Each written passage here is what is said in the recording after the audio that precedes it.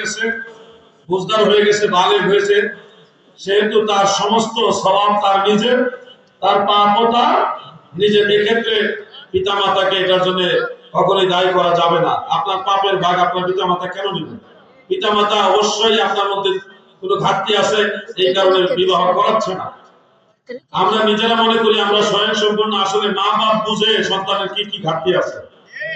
বিয়ে করার আগে লাভ মেরে বিয়ে করে, বিয়ে করার পরে এই বউ বাচ্চা এগুলি ভালো লাগে মা বাবার, এমন এমন বাপ মা আছে। নিজেরা মা বাবার পরামর্শ নিয়ে স্বাবলম্বী হন।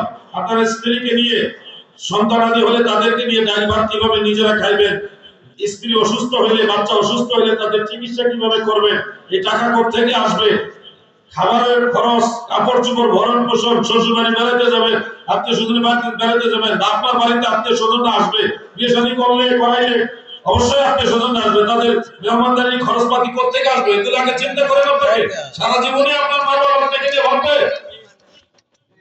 মা বাবা তো গোটা জিন্দগিটা আপনাদের জন্য কাটায় দিল, নিজেদের সুখের দিকে তাকায় না, সন্তানের সুখের দিকে তাকায়। ঈদের সময় নিজের নতুন কাপড় কিনে না, সন্তানের জন্য নতুন কাপড় কিনে দেয়। আপনার লেখাপড়ার খরচ বহন করতে, জোগাড় করতে মা বাপ কত কষ্ট করে, আপনি তো টের পান নাই। যখন আপনার সন্তানের লেখাপড়া করাবেন তখন টের পাইবেন। বয়স হয়ে গেছে, বিয়ে করে নিতে, বয়স যেহেতু হয়েছে, মা বাবা যে কষ্ট করে, কষ্টের ভাগ আপনি নেন। তাহলে এমনিতেই তো মা বাবা বিয়ে করাবে, সব মা বাবারই মনে শখ আছে আমার ছেলে বিয়ে করবে, আমার নাতি নাতনি হবে, সব মা বাবার মনে শখ আছে। আপনারা তো লাভ মেরে চিন্তা করা লাগবে না। প্রত্যেকটা ছেলেকে বলছি, মা বাবার কষ্টের ভাগ নেন। মা বাবা যে দিন রাত অক্লান্ত পরিশ্রম করতেছে, ভালো কম্বলটা, ভালো কম্বল বা লেপ এটা আপনার জন্য দেয়। মা বাবা চিকন কম্বলটা নিয়ে রাত্রেবেলা ঘুমায়, আমার ছেলের জন্য কষ্ট না হয়।